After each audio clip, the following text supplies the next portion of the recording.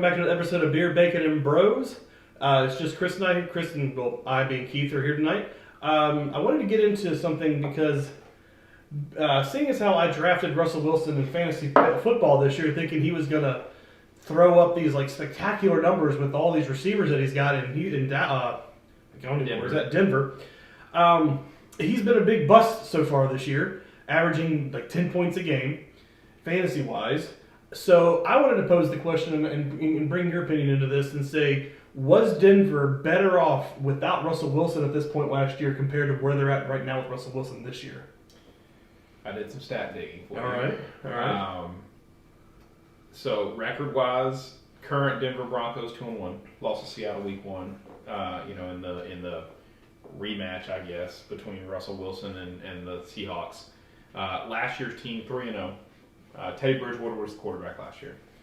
Russell Wilson this year, 743 yards, 2 touchdowns, 1 interception. Teddy Bridgewater last year was 832 yards, 4 touchdowns, no interceptions, completing 76.5% of his passes through the first 3 games. Russell Wilson only completed 59% of his passes through the first 3 games. Russell has 22 yards on the ground. Teddy actually had 44 yards on the ground. So no touchdowns for either one of them rushing-wise. But statistically, yes, They were better off. the Denver Broncos were better off last year.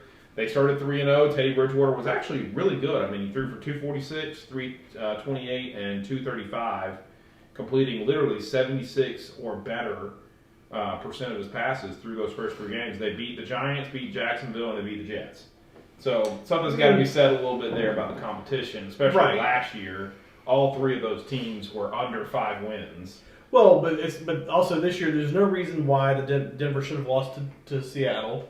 There's no reason why that game on Monday should have been as close as it was. Was it like 12-10, 11-10? It was an 11-10 game. Yeah. Yeah. I just seeing what Russell did with less in Seattle. Yeah. Compared to what he's doing with all these offensive weapons in Denver, I don't know if it's going from Pete Carroll to a new head coach, going to a completely different scheme. I mean, I would imagine they still run the same West Coast style offense where they're still spreading the ball out, getting the ball out, and getting to the edge, to the perimeter, and going. Yeah. I mean, but even still, with the talent that he has around him, with Jerry Jeudy, KJ Hamler, Cortland Sutton, Javonte Williams, Melvin Gordon. I mean, with all this talent, how is he putting up these god-awful numbers and completing less than 60% of his passes for a guy who is typically pretty accurate and what his average, like his career stats have been? Yeah, I would say his career is probably a 70% completion percentage. I'm going to pull it up right here. Oh, no, he's a 65% completion percentage guy, but it's still below his average. I mean, he's still right now 6 points below his average. So what do you think the issue is, or what do you think the problem could be with him?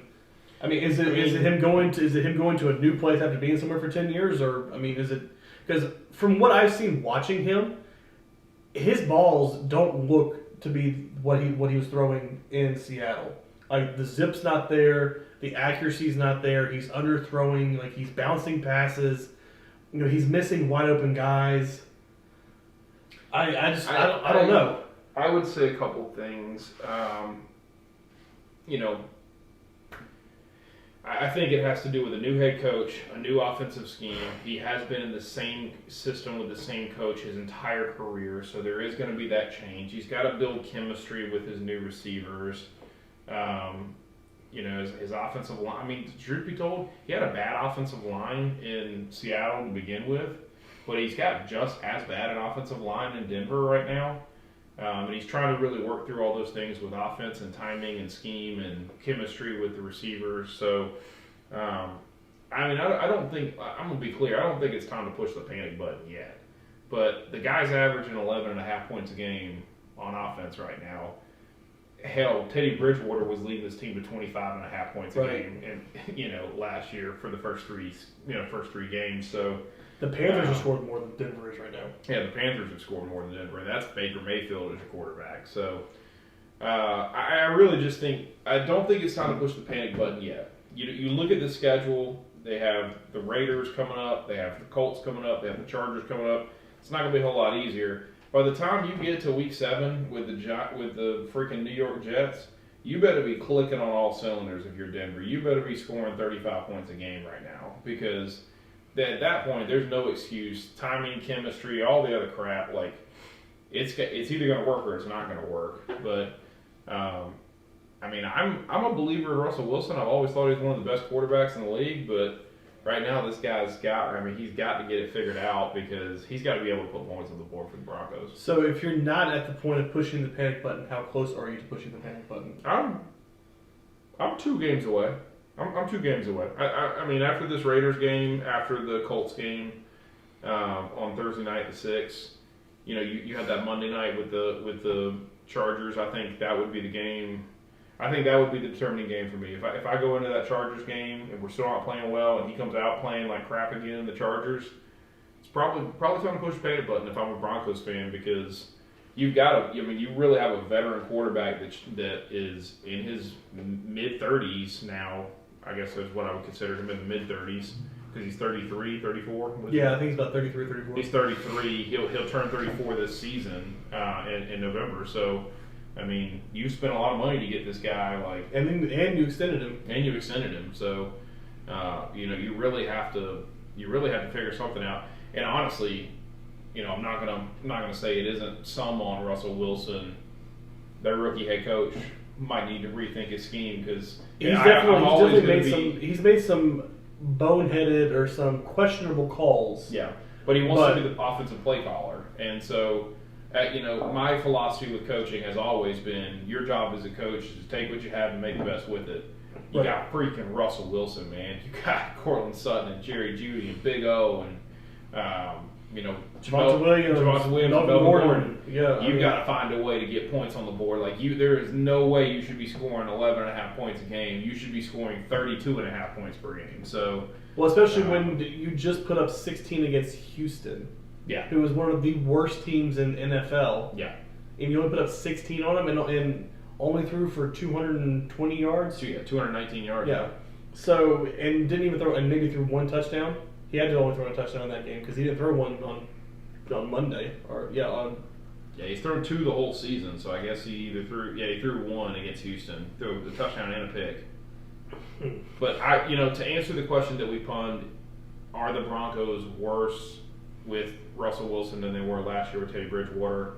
Right now they're performing worse. Do I think by the end of the season we'll look back and say, are they better or worse? I think they'll be better with Russell Wilson still at the end of the season for me. Yeah. I mean, I guess I have to agree with you in the sense that I'm not at the point where I'm pushing the panic button right now. Yeah. But I think it's going to come in less than 2 games. I think if they struggle against the Raiders, who haven't been doing well this year, I mean, you got to start, and even Indy, who is I think statistically has one of the worst defenses in the league right now. Yeah. So I mean, it's tough. I mean, you got to put your money behind Russell Wilson because of what he's been and what he's done in his entire NFL career. But I don't know It's odd to see him struggle the way that he's been struggling. Yeah. Raiders giving up 25.5 points per game right now. Do the Broncos score more or less than 20.5? At this point, I think they got to score less. Yeah. I mean, with the way they've been playing, I mean, I don't think they've scored over 20 all year. They haven't scored over 20. Yeah, so I mean, you got to go less. I mean, at some point you got to probably, possibly believe that they're going to be better than what they are. So I mean, you would think so, but we've thought that about a lot of teams, and it's been completely different. Sure. I mean, because we all came in saying that I keep calling them Oakland. Vegas was going to be phenomenal with the additions they added on both sides of the ball, and they're 0-3. Yeah. I'm going to go with you. I'm going to go under 20.5. I'm going to say the Broncos lose this game too. I think the Raiders get their first win this Sunday. I'm gonna call it a 27-17 game. I'm gonna call Raiders win on that one. We'll watch it. We'll watch and see what happens. All right. Well, hit us in the comments. Let us know what you think. Were the Broncos better last year with Teddy Bridgewater than they are currently with Russell Wilson? And as always, we appreciate you. Like, comment, subscribe.